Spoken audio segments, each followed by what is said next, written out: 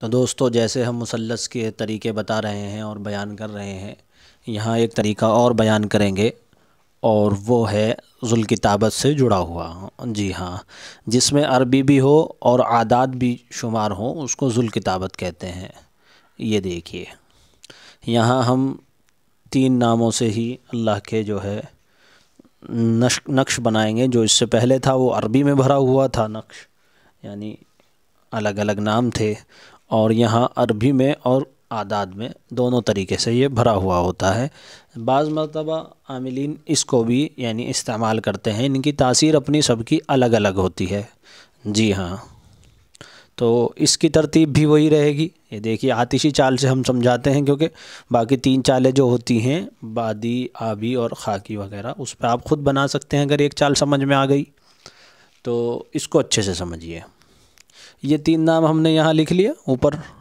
اب ان کے اعداد یہ ہیں، یہاں دیکھیے، ٹھیک ہے نا؟ یا رازق کے اعداد یہ ہیں، یا وہاب کے اعداد یہ ہیں، اور یا قوی کے اعداد یہ ہیں، ٹھیک ہے۔ اب ہم نے ان تینوں اعداد کو یہاں، ان کو ناموں کو یہاں لکھ لیا ہے اوپر۔ اب ہم کریں گے کیا کہ آتشی چال سے اس کو شروع کر دیں گے۔ ہم اس کے اعداد دیکھیں گے کتنے ہیں رازق کے۔ یہ دیکھیے، یہاں 309 لکھیں گے، کیونکہ یہ 308 ہے یہاں۔ یہ سمجھیے، یہ رازق کی جگہ 308 لکھا ہوا ہے، تو پھر ہم یہاں 309 لکھ دیں گے، اور ایک بڑھا کر 310 لکھ دیں گے، کیونکہ چال 3 والوں کی 3 میں ہی چلتی ہے۔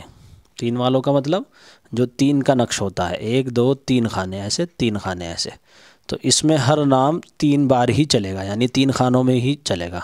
چوتھے پر جا کر پھر وہ دوسرا نام آ جائے گا، اور وہ 3 خانوں میں چلے گا۔ پھر آگے جا کر وہ جو ہے 3 خانوں میں چلے گا، اس کا نام وہ بدل جائے گا، یعنی 6 کے بعد سے 7 8 9، ٹھیک ہے۔ یہ یہاں ہم نے جو چالیں ذکر کی ہیں، یہ اور یہ اسی کو سمجھانے کے لیے ذکر کی ہیں۔ جی ہاں، آپ دیکھیں گے یہ اور یہ تعویذ ایک ہی ہے۔ جی ہاں، اصل اگر کسی کو چالیں نہیں سمجھنی تو بس وہ اتنے تعویذ کو نقل کر سکتا ہے۔ یہ تعویذ بھی جو ہے بے روزگاریوں کے لیے، جو یعنی روزی میں دقت رہتی ہے اس کے لیے، اور جو ہے کام نہیں چلتا اس کے لیے، اور نظر لگی ہوئی ہے روزگار کو اس کے لیے دے سکتے ہیں۔ دکان پہ لگانے کے لیے بھی دے سکتے ہیں یہ تعویذ، اور ہاتھ پر باندھنے کے لیے، یا کسی شخص کے لیے خاص اس کے گلے میں ڈالنے کے لیے بھی دیا جا سکتا ہے۔ یہ روزی کے لیے کام آتا ہے۔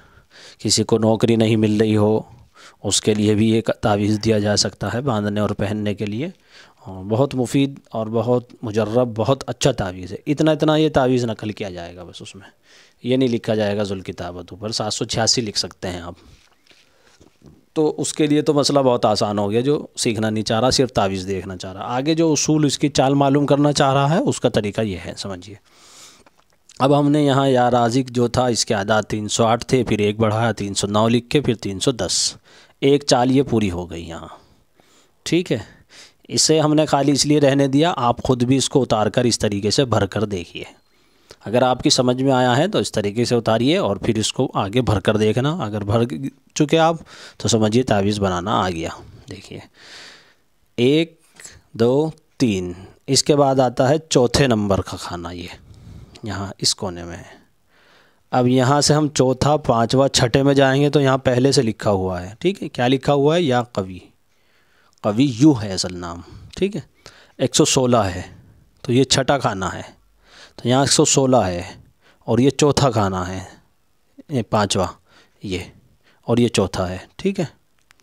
تو جب چھٹے میں یہاں اگر وہ لکھا ہوا ہو 116 مثال کے طور پر، اس کے اعداد 116 ہیں، تو اس سے ایک کم کر دیں گے، 115 اور 114۔ تو جب یہاں سے آئے ہیں ہم چوتھے خانے سے، 114 115 116، تو اس کے خود اعداد ہوتے ہی ہیں، ٹھیک ہے نا۔ تو یہ اس کے اعداد ہو گئے۔ اچھا، تو ہماری یہ 2 چالیں پوری ہو گئیں، ٹھیک ہے۔ ایک چال یہاں پوری ہو گئی، دوسری چال یہاں ہم نے آپ کو سمجھائی تھی، تیسری چال یہ پوری ہو جائے گی اس میں۔ جی ہاں، اب تیسری چال میں 7واں خانہ، کیونکہ 6 خانے ہمارے یہ پورے ہو گئے یہاں تک، ویسے تو ہم نے اس میں بھی لکھ دی ہے سمجھانے کے لیے۔ یہ دیکھیے، اب یہاں سے چلے گی یہ 7واں خانہ، یہ 8واں خانہ ہے، یہ رہا۔ 8ویں خانے کے اعداد ہیں 14، 8वें खाने में ये समझिए आप 14 पहले से लिखा हुआ है, इसके बदले के 14 होते हैं क्योंकि, तो अब हम इससे 7वें से 4 ला रहे हैं तो एक कम कर देंगे, 13, 14 8 में पहुँच के खुद हो गया, ये इसके 14 शुमार होते हैं, ठीक है ना। हाँ, और यहाँ लिखे जाएंगे 15, ये एक यहाँ से गलत हो रहा था, देखिए ये 15, जिसमें 15 ही लिखे हुए हैं, ठीक है ना। तो ये हो गए 15। अब हमारा ये नक्श इस तरीके से बन के तैयार हो गया, ये रहा देखिए, यहाँ भी 15 हमने लिखे हुए हैं, 14 इसके थे, एक 15, ठीक है। उम्मीद है ये चाल समझ में आ गई होगी। यहाँ इस वाले को हम एक पीछे से घटा कर लाए हैं, इसका 14 बैठता ना, 13 लाए, यहाँ आकर ये 14 हुआ, यहाँ आकर 15 हो गया। यहाँ ये कवी था या कवीजू, इसको हम 2 पीछे से घटा कर लाए, 114 115, इसके आदाद होते हैं 116।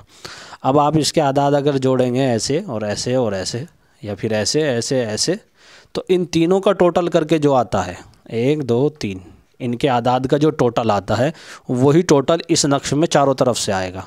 ये इसके सही होने की अलामत होती है। जी हाँ।